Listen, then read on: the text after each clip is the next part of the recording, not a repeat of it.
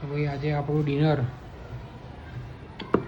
સોજીના pasta છે, એકદમ simple Indian દેશી સ્ટાઇલ.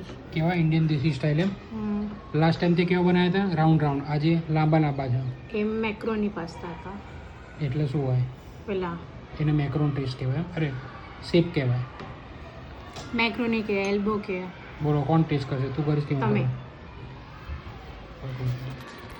ટેસ્ટ કરવાનું ભાઈ આપણા જ ભાગ્યમાં લખેલું છે. હા તો હું બનાવું તો તમારું કામ ટેસ્ટ કરવાનું, મારું કામ બનાવવાનું. હું તો ચાખીશ તો હું તો એવું જ કહીશ સારા બન્યા. Honest review.